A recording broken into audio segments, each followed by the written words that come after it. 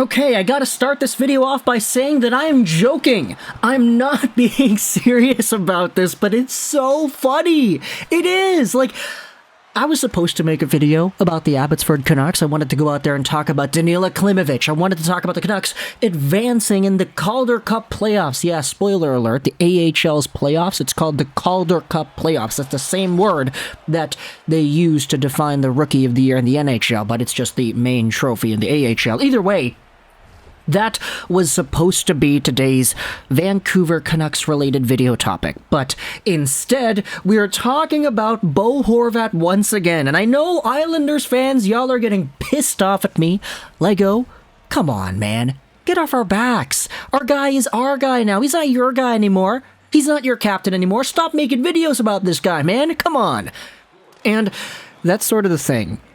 I get it, you guys have a point. I'm being annoying with this, and I acknowledge that I'm being annoying. I'm not gonna go out there and pretend that you have a reason to like the videos that I'm making about Bo Horvat, but this is funny.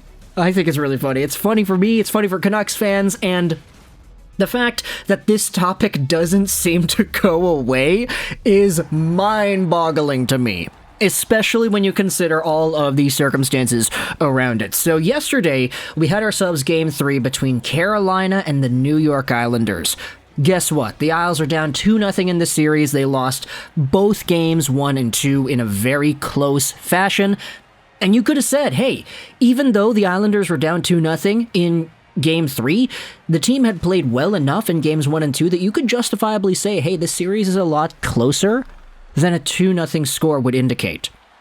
Sure, they lost the first game by 1. There was the empty net, etc., etc. They lost Game 2 with a goal in overtime by Jesper Foss, so really close situations there.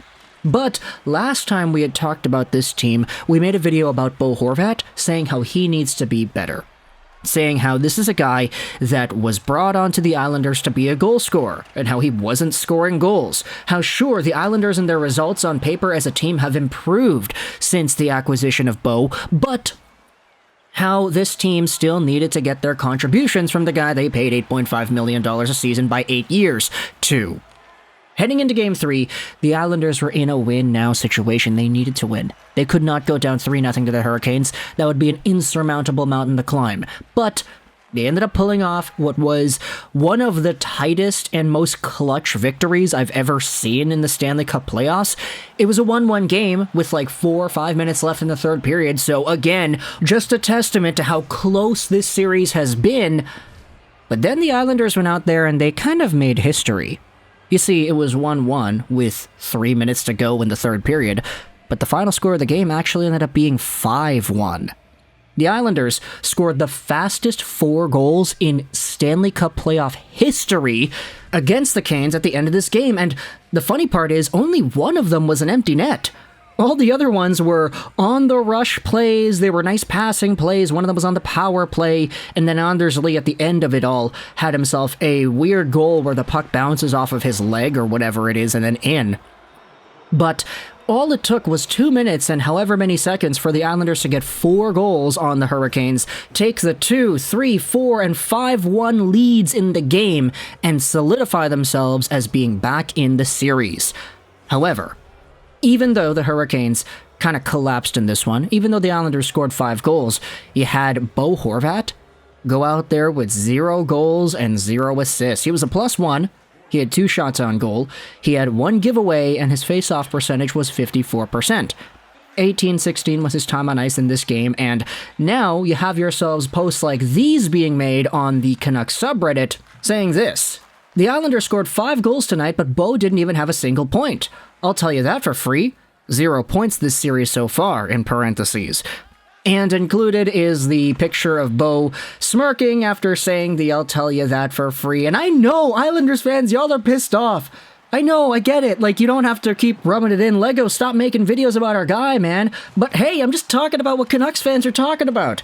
Canucks fans cannot get enough of talking smack about Bo. And you've got stats like these in the comments that go out there and make things even more hilarious. In LOUI Eriksson's first 33 games on the Canucks, he had 6 goals. 7 if you count the own goal. In Bo Horvat's first 33 games on the Islanders, 7 goals. So you're saying he's only gonna get worse, Coastal DJ replies. And this is sort of the hilarious part about it all, was that the Islanders shelled out so much money for this guy. And we know that he was a good enough player that made the team better, that they were even able to make the playoffs in the first place. But I'd started to see tweets popping up slowly, here and there from Islanders fans saying things like this. This one made its way on my timeline yesterday. It's Ariel Cornfield. In this person's Twitter bio, they say they're a huge Islanders fan, and they're marrying a Rangers fan.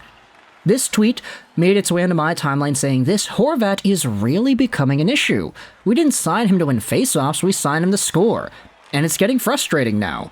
And of course, in the replies, you have a lot of people saying, hey, wait, firstly, no, it's the Islanders system, not Bo Horvat, that's the problem here. Bo went from a high-flying offensive system in Vancouver to a defensively-minded system in New York, so that's why the goals have not been coming. There are other people saying, hey, wait a minute, no, Bo is not playing with JT Miller and Elias Pettersson on the power play anymore, so they're not setting him up. The players on the Islanders are not as talented. And then you have other people saying, well, Bo Horvat just wasn't really all too prolific of a goal scorer anyway. He had only eclipsed 30 goals twice in his Canucks career, and the one recent time that happened, it was in a season where JT Miller got paid, and Bo was looking for the money too. Now, I'm not going to go out there and say that Bo Horvat is LOUI Eriksson 2.0, because I feel like for that to really be the case, there's a lot of resume building that Horvat is going to have to go through over the next few years to really prove himself as being that bad.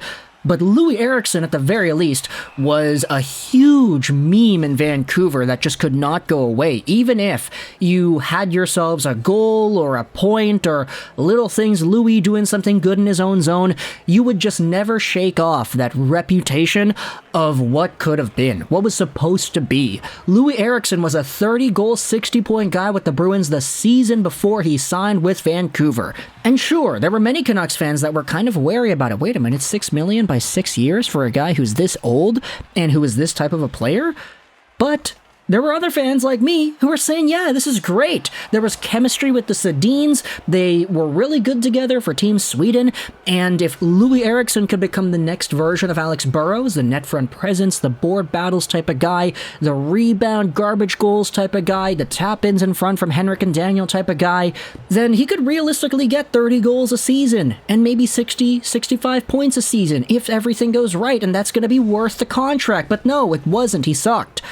He was really bad, and he didn't do anything in terms of what we thought he would be capable of doing. Aside from making a few little things plays later on in his career, he became a pretty good defensively responsible player, I'm not gonna lie. Like, LOUI Eriksson had a defensive side that really established in his game after a few years, but realistically that money was so bad that the Canucks were doomed the second they signed the dotted line.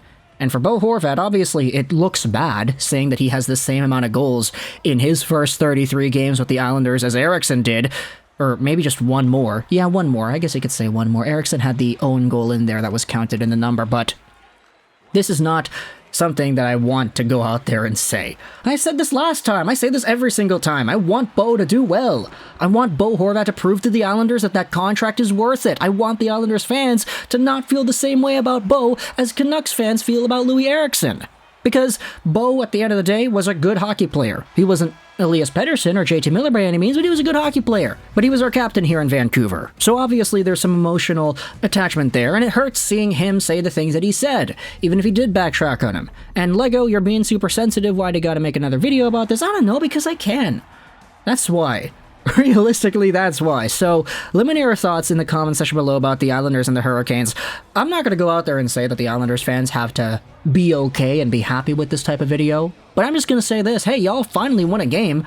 You scored the fastest 4 goals in Stanley Cup playoff history, so be happy about that.